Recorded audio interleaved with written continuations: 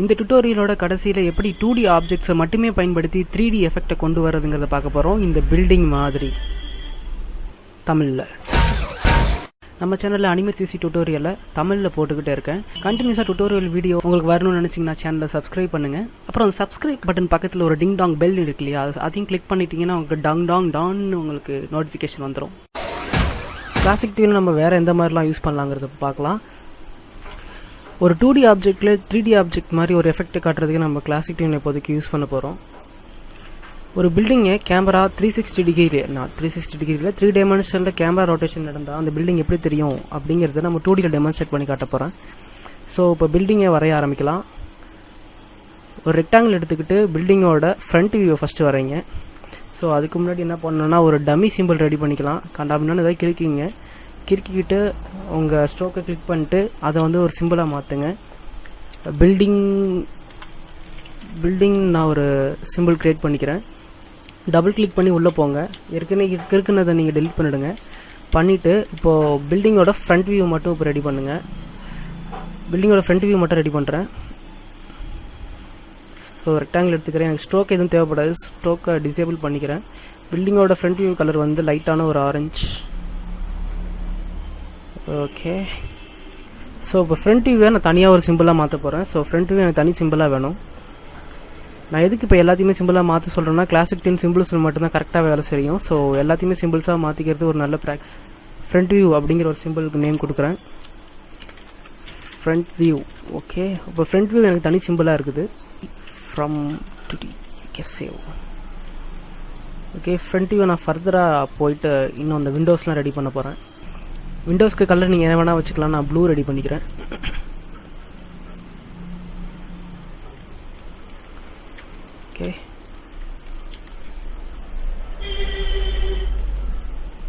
Okay, என்னோடய front view simple விட்டு நான் வெளியில் வரேன். அதாவது பில்டிங்க்கு இப்போ நான் என்ன பண்ணியிருக்கேன்னு கேட்டிங்கன்னா சிம்பிளுக்குள்ளே ஒரு சிம்பிள் யூஸ் பண்ணியிருக்கேன்.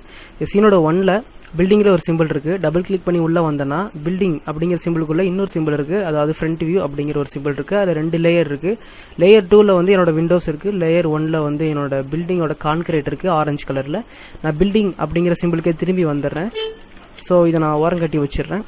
ஃப்ரண்ட் வியூவை ஒரு லேயரில் ரெடி பண்ணிக்கிறேன். ஸோ அந்த லேயருக்கு நான் ஃப்ரண்ட் வியூ அப்படிங்கிற நேம் கொடுத்துக்கிறேன். அடுத்ததாக புதுசாக ஒரு நியூ லேயர் ஓப்பன் பண்ணுறேன். அது டபுள் கிளிக் பண்ணி ரீநேம் பண்ணுறேன். இந்த வாட்டி இதுக்கு பேர் என்னென்னா சைடு வியூ. சைடு வியூ நீங்கள் வேணும்னா ரெடி பண்ணிக்கோங்க. அப்படி இல்லைன்னா ஃப்ரண்ட் வியூவே காப்பி பண்ணி சைடு வியூ லேயரில் பேஸ்ட் பண்ணிக்கோங்க. ஸோ நான் புதுசாகவே சைடு வியூ ரெடி பண்ணுறேன். ரெக்டாங்கிள் டூல் யூஸ் பண்ணி ஒரு சைடு வியூ ரெடி பண்ணுறேன். சைடு வியூவோட கலர் லைட்டாக இருக்கிற ஆரஞ்சை விட இன்னும் கொஞ்சம் டார்க்காக இருந்தால் நல்லாயிருக்கும். ஏன்னா அப்போ தான் ஒரு 3 டைமென்ஷனல் ஃபீல் கிடைக்கும். டார்க் கலரில் ஒரு ஆரஞ்சு எடுத்துக்கிட்டு அதை நான் சைடு வியூ ரெடி பண்ணுறேன். இதை வந்து நியூ லேயரில் தான் செய்யணும்.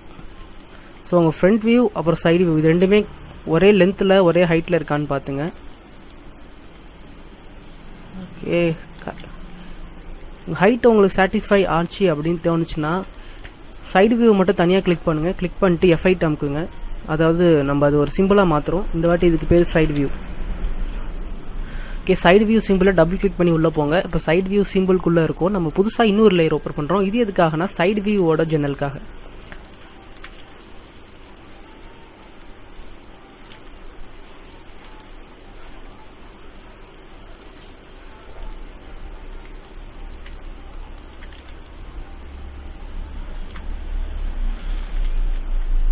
ஓகே, என்னோடய சைடு வியூ ரெடி. இப்போ நான் சைடு வியூ விண்டோஸ் மட்டும் லைட்டாக ஆன் பண்ணிக்கிறேன். சென்டர் பண்ணிட்டு கலர் கொஞ்சம் டார்க் பிரைட்னஸ் ஏற்றிக்கிறேன். ஓகே, இன்னும் அந்த ப்ளூ கிடைக்கல. Okay right. சைடு வியூங்கிற சிம்பிளை விட்டு வெளில வரேன். பில்டிங்கிற சிம்பிளுக்கு இருக்கேன். ஓகே, இப்போ பார்த்தீங்கன்னா பில்டிங்கிற சிம்பிளுக்குள்ளே நம்மளுக்கு 2 சிம்பிள்ஸ் இருக்குது. அதாவது சிம்பிள்ஸ்குள்ளே 2 சிம்பிள்ஸ். சைடு வியூங்கிறது ஒரு சிம்பிள், ஃப்ரண்ட் வியூ அப்படிங்கிற ஒரு சிம்பிள். ஸோ இதுக்கு டாப் வியூ நான் இதே சிம்பிள்குள்ளே ரெடி பண்ணுறேன். டாப் வியூ ரெடி பண்ணுறதுக்கு புதுசாக இன்னொரு லேயர் ஓப்பன் பண்ணிக்கிறேன். அதுக்கு வந்து டாப் வியூ அப்படிங்கிற பேர் கொடுத்துக்கிறேன். ஓகே, டாப் வியூ லேயரில் இன்னொரு ரெக்டாங்கிள் யூஸ் பண்ணி டாப் வியூ வரைகிறேன். ஸோ இது நீங்கள் கொஞ்சம் கலரை டீசேச்சுரேட் பண்ணிடுறேன். ஆனால் இருக்கிறதுக்கு வித்தியாசம் தெரியணுங்கிறதுனால. ஓகே, இந்த டாப் வியூவையும் நம்ம சிம்பிளாக மாற்றுறோம். சிம்பிளுக்கு டாப் வியூ அப்படிங்கிற நேம் கொடுக்குறேன். ஓகே, இப்போ நம்ம பில்டிங் அப்படிங்கிற சிம்பிளுக்குள்ளே side view, front view, top view, பில்டிங்கோட 3 செட்டும் இருக்குது. இப்போ இது எல்லாத்தையுமே நம்ம அலைன் பண்ணி ஒரு பில்டிங் மாதிரி மாற்ற போகிறோம் ஒரு பெர்ஸ்பெக்டிவ் வியூவில்.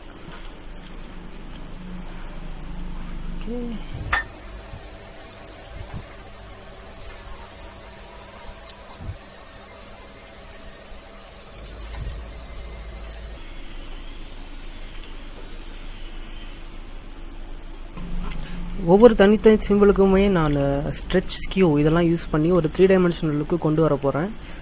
ஸோ ஒரு ரியல் டைமில் ஒரு பில்டிங்கை 3/4 வியூலேருந்து பார்த்தீங்கன்னா எப்படி இருக்குமோ அந்த மாதிரி அரேஞ்ச் பண்ணிக்கோங்க. அதுக்கு நீங்கள் என்ன பண்ணால் ஒவ்வொரு இண்டிவிஜுவலையும் செலக்ட் பண்ணி ஃப்ரீ ட்ரான்ஸ்ஃபார்ம் டூல் யூஸ் பண்ணி ஸ்கியூ பண்ணிக்கணும். ஸ்கியூ பண்ணிங்கன்னா கொஞ்சம் அந்த கிராஸான ஐசோமெட்ரிக் டிகிரின்னு சொல்லுவாங்க, அது கிடைக்கும். சைட் வியூவும் அதே மாதிரி எனக்கு வேணுங்கிற மாதிரி ஸ்கியூ பண்ணிக்கிறேன்.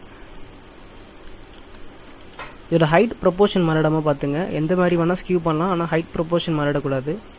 நீங்கள் வந்து ஒய் ஆக்சிஸில் ஸ்கேல் கூட பண்ணி வச்சுக்கலாம், அதனால ஒன்றும் தப்பு கிடையாது. பட் எக்ஸ் ஆக்சிஸில் ஸ்கேல் கூட பண்ணி வச்சுக்கலாம். ஒய் ஆக்சிஸில் பெருசாக கை வைக்க வேணாம். ஒய் ஆக்சிஸில் கை வச்சிங்கன்னா ஹைட் வந்து மாறுபடும் சைடு வியூலையும் ஃப்ரண்ட் வியூலையும். இப்போ டாப் வியூவாக அதில் பேஸ் பண்ணணும்.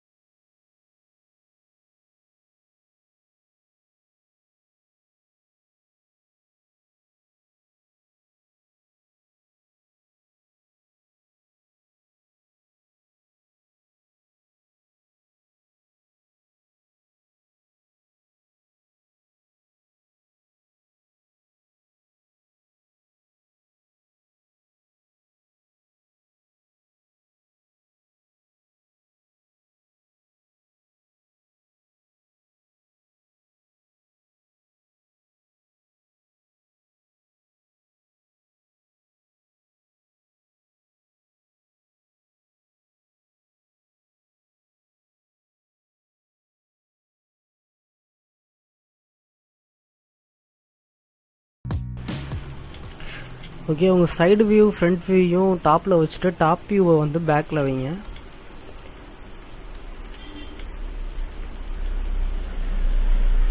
ஸோ இப்போ நான் சீன் 1க்கு போய்க்கிறேன். இந்த பில்டிங்கோட சைஸ் இன்னும் கொஞ்சம் குறைச்சிக்கிறேன், அதை ஸ்கேலை குறைச்சிக்கிறேன். ஸோ இப்போ இது பார்க்குறதுக்கு ஒரு 3D பில்டிங் மாதிரி தெரியுது. இப்போ கேமரா வந்து இந்த 3D பில்டிங்கை சுற்றி ஒரு 45 டிகிரிக்கு ஒரு திருப்புனா அது எப்படி இருக்கும் அப்படிங்கிறத நம்ம 2Dயில் பண்ணலாம். ஸோ அதுக்கு நம்ம கிளாசிக் டியூன் யூஸ் பண்ணுவோம். அதுக்கு என்ன பண்ணணும்னு கேட்டால் அந்த பில்டிங்கிற சிம்பிள் டபுள் கிளிக் பண்ணி உள்ளே போங்க. நீங்கள் அனிமேட் பண்ணுறதுக்கு முன்னாடி முக்கியமான ஒரு விஷயம் ஞாபகம் வச்சிங்க. உங்களோட பிவட் பாயிண்ட் அதை நவுத்தி ஃப்ரண்ட் வியூவுக்கு இந்த கார்னர்லேயும் சைடு வியூவுக்கு இந்த கார்னர்லேயும் வைங்க. ஆக்சுவலாக நான் இப்போ என்ன பண்ணுறேன்னு கேட்டிங்கன்னா, ரெண்டுமே கான்டாக்டில் இருக்கிற ஒரு பாயிண்டில் தான் நான் பிவட் பாயிண்ட்டை வைக்கிறேன். இப்போது ஸோ சைடு வியூ அப்புறம் ஃப்ரண்ட் வியூ இது ரெண்டுமே எந்த இடத்துல கான்டாக்ட் ஆகுதோ அந்த இடத்துல நான் பிவட் பாயிண்ட் வைக்கிறேன். அந்த பொசிஷன் லொக்கேஷன் வந்து எக்ஸாக்டாக இருக்கணும்னு அவசியம் இல்லை, அந்த ஆக்சிஸில் இருந்தால் போதும்.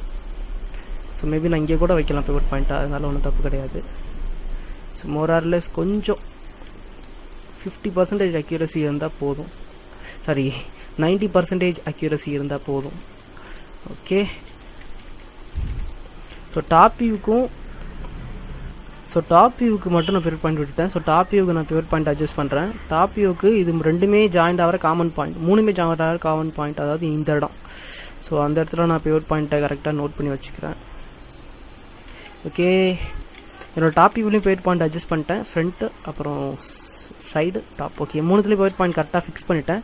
எல்லாமே கான்டாக்ட் ஆகிற இடத்துல தான் நீங்கள் பிவட் பாயிண்ட் வைக்கணும். ஏன்னா இது ரொட்டேட் ஆக போகும்போது நம்ம ஸ்கியூ யூஸ் பண்ணுவோம், அது கொஞ்சம் ட்ரிக்கியான விஷயம். அதில் பிவட் பாயிண்ட் மாறி போயிடுச்சுன்னா ரொட்டேஷன் ப்ராப்பராக வராது. ஸோ பிவட் பாயிண்ட்டை ரைட்.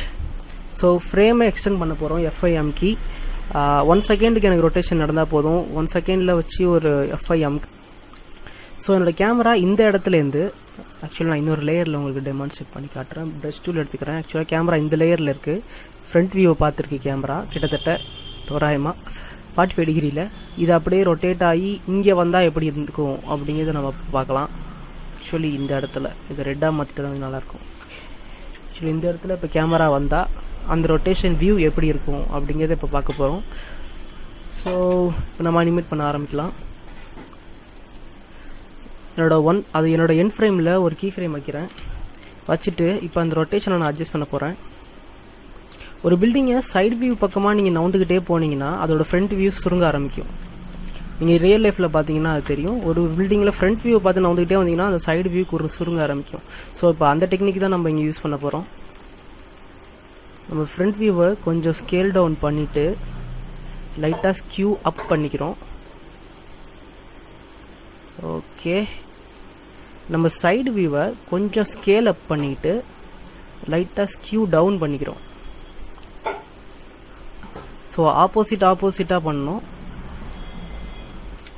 ஸோ இப்போ நம்ம டாப் வியூவை சைடு வியூக்கும் ஃப்ரண்ட் வியூக்கும் ஃபிட் ஆகிற மாதிரி ஒரு இடத்துல கொண்டு வந்து வைங்க. நீங்கள் என்ன வேணால் பண்ணிக்கலாம், ஸ்கேல் பண்ணிக்கலாம், ஸ்கியூ பண்ணிக்கலாம், என்ன வேணால் பண்ணிக்கலாம்.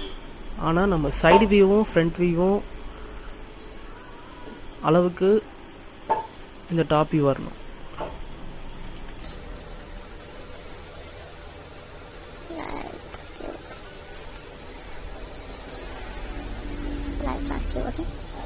கொஞ்சம் ஸ்கேல் அப், கொஞ்சம் ஸ்கேல் அப், கொஞ்சம் ஸ்கேல் அப். ஓகே,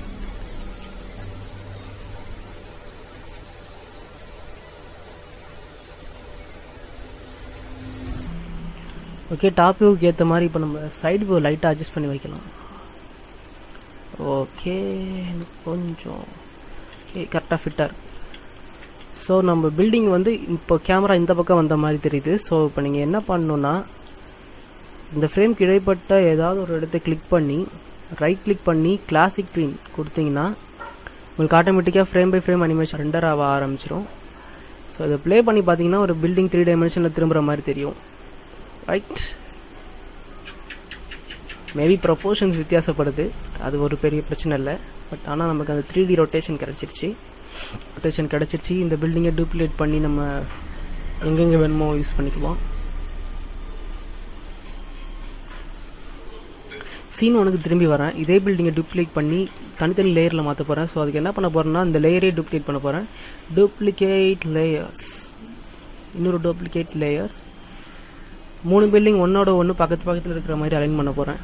லேயர் 1ல் இருக்கிற பில்டிங் ஃப்ரண்ட்லேயும் லேயர் 3ல் இருக்கிற பில்டிங் பேக்லேயும் மாற்ற போகிறேன். ஸோ லேயர் 3ல் இருக்கிற பில்டிங் மட்டும் கிளிக் பண்ணி ஃப்ரீ ட்ரான்ஸ்ஃபார்ம் கொஞ்சம் லைட்டாக நவுத்திப்போம்.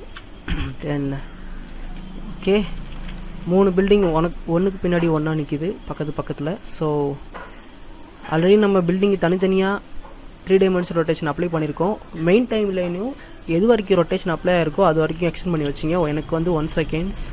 ஸோ பில்டிங் 3 டைமென்ஷனில் ரொட்டேட் ஆகுது. ஆனால் இந்த ரொட்டேஷன் வந்து ரொம்ப ஆடாக இருக்குது. ஏன்னா இருந்த இடத்துலேருந்து 3 டைமென்ஷன் ரொட்டேட் ஆகுது. ஸோ பில்டிங்கும் சேர்ந்தே நவரணும். அதாவது பேக்கில் இருக்கிற பில்டிங்கும் ஃப்ரண்ட்டில் இருக்கிற பில்டிங்கும் அதோட பொசிஷன் நவுந்தாகணும். ஸோ அது ரெண்டுத்தையுமே கீ ஃப்ரேம் வைக்கிறேன் லாஸ்ட்டில். இப்போ நான் என்னோடய ஃப்ரண்ட் பில்டிங் கான்சன்ட்ரேட் பண்ணுறேன்.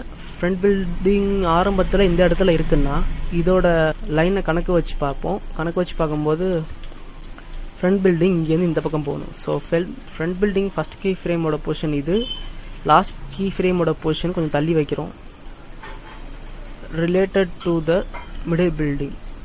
ஓகே, என்னோடய பேக் பில்டிங்கோட பொசிஷனையும் நவுத்தி வச்சுக்கிறேன்.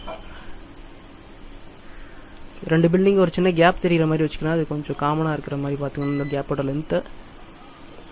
ஓகே, என்னோடய பொசிஷன் வச்சதுக்கப்புறம் நான் அதில் கிளாசிக் ட்ரீன் அப்ளை பண்ணுறேன். ஓகே, இப்போ இந்த ரொட்டேஷன் 3 டைமென்ஷனில் ப்ராப்பராக தெரியும்னு நினைக்கிறேன். Okay, super. ஒரு 2D அனிமேஷன் சாஃப்ட்வேரில் வெறும் 2D ஆப்ஜெக்ட்ஸை மட்டுமே பயன்படுத்தி 3 டைமென்ஷனல் எஃபெக்ட் எப்படி கொண்டு வர்றதுங்கிறது இது மூலிமா பார்த்தோம். இதை நீங்கள் வேறு எப்படி வேணால் பயன்படுத்தலாம். பில்டிங் மட்டும்தான் லிமிடேஷன் கிடையாது. ஒரு ஃப்ளோரு, ஒரு குளோபு, ஒரு க்யூபு, எந்த மாதிரி வேணால் நீங்கள் மாற்றி பயன்படுத்தி பார்க்கலாம். இந்த வீடியோ பண்ண சொல்லி எனக்கு சப்ஸ்கிரைபர்லேருந்து ஒருத்தவங்க சொன்னாங்க. ரொம்ப நன்றி என் சப்ஸ்கிரைபருக்கு. வேற என்னென்ன டவுட் இருந்தாலும் தாராளமாக நீங்கள் என்கிட்ட கமெண்ட்டில் கேட்கலாம். நான் சொல்லித்தர தயாராக இருக்கேன். இந்த வீடியோ பிடிச்சிருந்தா லைக் பண்ணுங்கள், ஷேர் பண்ணுங்கள், கமெண்ட் பண்ணுங்கள். வழக்கமாக சொல்கிற டைலாக் விட்டுறக்கூடாது, அதனால சொல்கிறேன். ப்ராக்ஸியாக சப்ஸ்கிரைப் பண்ணுங்கள். அப்புறம் சப்ஸ்கிரைப் பட்டன் பக்கத்தில் டிங் டாங் பெல் ஒன்று இருக்கு இல்லையா, அதையும் கிளிக் பண்ணிட்டீங்கன்னா உங்களுக்கு நோட்டிஃபிகேஷன் வந்துடும். இன்னைக்கு அவ்வளோதான். இன்னொரு நாள் வேற ஒரு டுட்டோரியலில் பார்க்கலாம். அது வரைக்கும் நன்றி, வணக்கம். Thanks for watching. Subscribe for more videos. Until then, goodbye.